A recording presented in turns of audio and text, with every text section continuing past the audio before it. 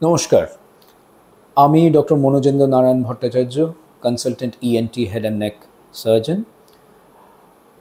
আজকে আমরা কিন্তু থাইরয়েডের যেখানে শেষ করেছিলাম গত সপ্তাহে, সেখান থেকে আলোচনাটা এগিয়ে নিয়ে যাব। আমরা তো জানলাম যে থাইরয়েডটা যে টিউমারটা হয়ে আছে সেটা কী ধরনের টিউমার, কোনখানে অবস্থিত আছে, কত দূর অবধি গেছে, আশপাশের অঙ্গগুলোর সঙ্গে ওটা অ্যাট্যাক করেছে কি না, এইসবগুলো আমরা তো বুঝে নিলাম। কিছু জিনিস বলে রাখা দরকার যে থাইরয়েডের আজকালকার দিনে কিন্তু দেখা যাচ্ছে যে ক্যান্সারের সংখ্যা বেশ বেড়েছে। আমি বলছি না ক্যান্সারের সংখ্যার বৃদ্ধি হয়েছে, কিন্তু আমরা ক্যান্সারের সংখ্যাটা বেশি মাত্রায় ধরতে পারছি, তাও হতে পারে আমাদের সফিস্টিকেটেড ইনভেস্টিগেশনের জন্যে, এটাও হতে পারে।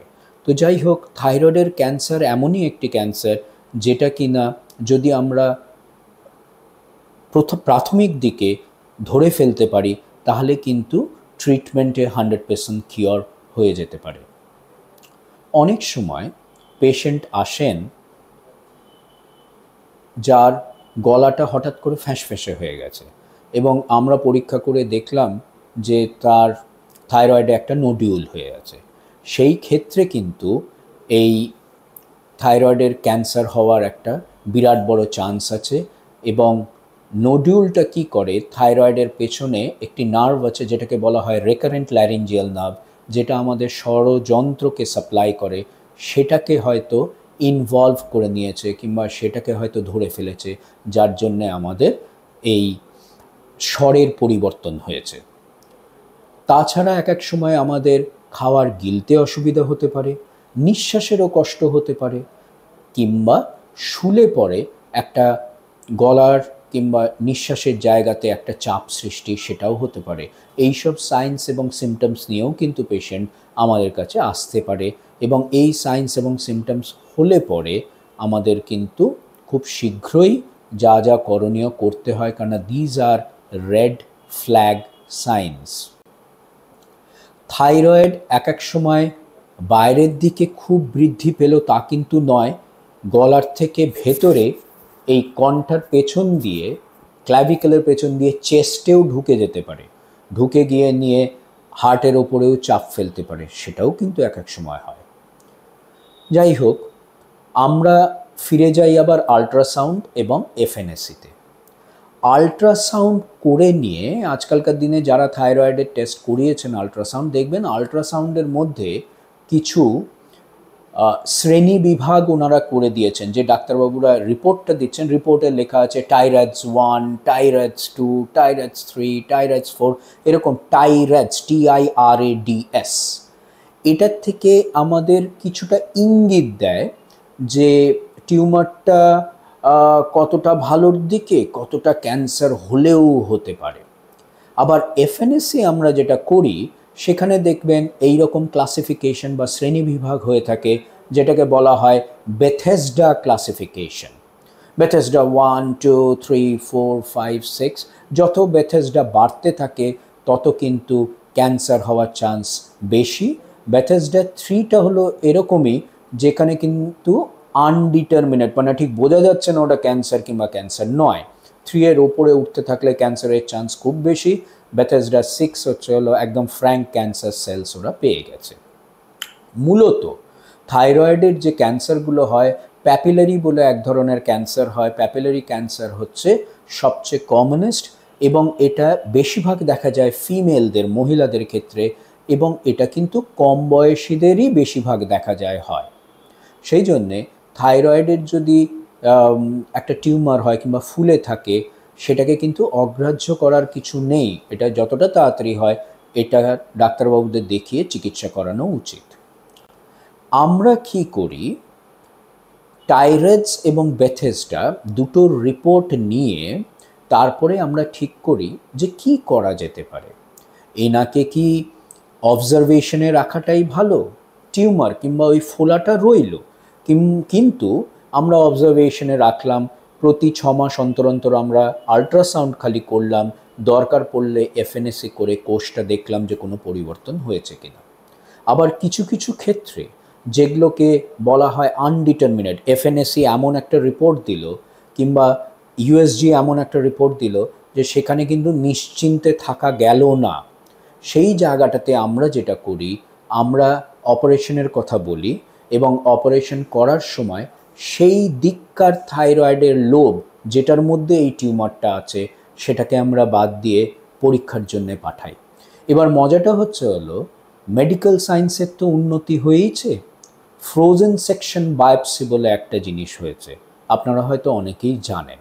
ফ্রোজেন সেকশন বায়োপসিটা কি? ফ্রোজেন সেকশন বায়োপসিটা হলো বায়োপসি, কিন্তু ওটা 20 মিনিট থেকে আধা ঘন্টার মধ্যেই রিপোর্টটা দিয়ে দেয়। এটার উপযোগিতা থাইরয়েডে কি এইসব ক্ষেত্রে?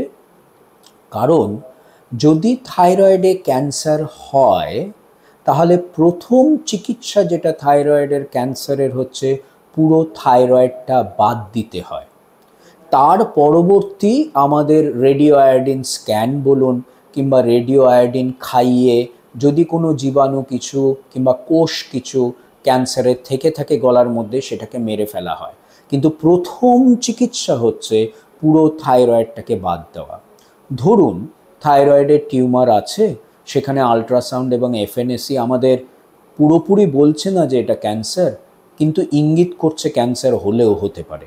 সেই রোগীর খালি আমরা সেই দিককার থাইরয়েডের লোব যেটার মধ্যে টিউমার আছে সেটাকে অপারেট করে বার করে দিলাম, করে আমরা বায়োপসিতে পাঠালাম। 7 দিন পরে বায়োপসি রিপোর্ট এলো, সেটা বলল ক্যান্সার। আবার সেই রোগীকে ভর্তি করতে হলো, 7 দিন পরে দ্বিতীয়বার আবার অপারেশন হলো, করে নিয়ে বাকি যেটুকু থাইরয়েড শরীরের মধ্যে ছিল সেটাকে বাদ দেওয়া হলো। তাহলে কি হলো? মানসিক, শারীরিক, আর্থিক 3 রকমেরই কিন্তু একটা চাপ সৃষ্টি হলো রোগীর পেছনে। আমরা এখন যেটা করি সেটা হলো এই রকমের যখন রিপোর্ট আসে যেখানে ইনকনক্লুসিভ বলবো না, কিন্তু যে রিপোর্টগুলোতে আমাদের বলছে যে it might be a carcinoma or might not be, সেইখানে আমরা কিন্তু ওই অপারেট করে নিয়ে সেই দিককার থাইরয়েডের লোবটা বের করে দিয়ে আমরা ফ্রোজেন সেকশনে পাঠাই। ফ্রোজেন সেকশনে আমাদের সাথে সাথে আধা ঘন্টার মধ্যে রিপোর্ট দিয়ে দেয়। যদি ওটা বলে ক্যান্সার, তাহলে একই সিটিংয়ে বাকি থাইরয়েডটাকে বাদ দিয়ে আমরা একবারেই কিন্তু রোগ মুক্ত করে দিই। আর যদি বলে যে না ক্যান্সার নয়, তাহলে পরে বাকি থাইরয়েডটুকু রয়ে যায়, আমরা যেরকম আবার ক্লোজ করে দিয়ে নিয়ে পেশেন্টকে আবার ঘুম থেকে অ্যানেস্থেশিয়ার থেকে আমরা জাগিয়ে তুলি। তো যাই হোক, যদি দেখা যায় থাইরয়েডের ক্যান্সার হয়েছে, একটা জিনিস মাথায় রাখবেন, তাহলে কিন্তু গোটা থাইরয়েডটাকে রিমুভ করতে হয়। গোটা থাইরয়েডটা যদি রিমুভ করি আমরা, থাইরয়েডের যে হরমোনটা বেরোয় সেটা আমাদের বাইরের থেকে দিতে হয়। এমনিও তো দেখেছেন থাইরয়েড সার্জারি ছাড়া অনেক পেশেন্টই কিন্তু থাইরয়েডের হরমোন, যেগুলো এলট্রক্সিন, থাইরক্সিন এইসব নামে পাওয়া যায়, সেই হরমোনগুলো কিন্তু পেশেন্টরা এমনিতেই নেয়। আর যদি থাইরয়েড গ্ল্যান্ডটা পুরোটা বাদ চলে যায় তাহলে ডেফিনেটলি এই হরমোনগুলো বাইরের থেকে আমাদের দিতে হয়, যে ডোজে দরকার সেই ডোজে। থাইরয়েড সার্জারির সময় দুটো জিনিস আমরা খেয়াল রাখি, কারণ অনেক রুগীরাই থাইরয়েড সার্জারির আগে এই প্রশ্নটা করেন, আমার স্বর ঠিক থাকবে তো, আর কি হতে পারে। আমাদের থাইরয়েড গ্ল্যান্ডের পেছনে দুদিকে দুটো নার্ভ আছে, রেকারেন্ট ল্যারিঞ্জিয়াল নার্ভ, যেগুলো স্বরযন্ত্রকে সাপ্লাই করে। স্বরযন্ত্রর সাপ্লাইটা যদি রেকারেন্ট ল্যারিঞ্জিয়ালে ড্যামেজ হয় তাহলে সেই দিকে স্বরযন্ত্র ঠিকমতো নড়ে না কিংবা প্যারালাইজড হয়ে যায়, আওয়াজটা তখন ফ্যাঁসফ্যাঁসে হয়ে যায়। আমরা অপারেট করার সময় এই রেকারেন্ট ল্যারিঞ্জিয়াল যে নার্ভটা আছে সেইটাকে দেখে রেখে আমরা আলাদা করে রাখি, তবে গিয়ে সার্জারিটা করি। আর থাইরয়েডের পেছনে মুসুরির ডালের মতন সাইজের দুদিকেই কিন্তু গ্ল্যান্ড আছে, যেটাকে প্যারাথাইরয়েড গ্ল্যান্ড বলা হয়। সেই গ্ল্যান্ড থেকে যে রসটা বেরোয় সে শরীরের ক্যালসিয়ামকে কন্ট্রোল করে। তো এই প্যারাথাইরয়েডও ভীষণ ইম্পর্ট্যান্ট আমাদের প্রিজার্ভ করা কিংবা বাঁচিয়ে রাখা। থাইরয়েডটা বের করার পরেও যেন প্যারাথাইরয়েড গ্ল্যান্ডটা ঠিকঠাক করে শরীরে থাকে, না হলে করে হঠাৎ করে ক্যালসিয়ামটা ড্রপ করে যেতে পারে, এবং ক্যালসিয়াম যদি হঠাৎ ড্রপ করে যায় তখন কিন্তু হার্টও বন্ধ হয়ে যেতে পারে। তাহলে থাইরয়েড গ্ল্যান্ড অপারেট করার সময় দুটো জিনিসে প্রধানত আমরা খেয়াল রাখি, একটা হলো রেকারেন্ট ল্যারিঞ্জিয়াল নার্ভ আর একটা হলো প্যারাথাইরয়েড গ্ল্যান্ড। যাকে আমরা থাইরয়েডের ক্যান্সার নিয়ে তো বললাম, কিন্তু থাইরয়েডের ক্যান্সার নিয়ে ভয় পাওয়ার কিছু নেই। সব থাইরয়েডের সোয়েলিং কিংবা ফোলাই যে ক্যান্সার তা নয়, তবে আমাদের গলার সামনে এই রকম যদি দেখা যায় যে থাইরয়েডের সোয়েলিং হয়েছে, সেটার কিন্তু সঠিক আমাদের জেনে নিতে হবে কী ধরনের সোয়েলিং, এবং তার উপরে নির্ভর করে কী ধরনের চিকিৎসা করলে আপনারা সবচেয়ে ভালো লাভ পাবেন। নমস্কার।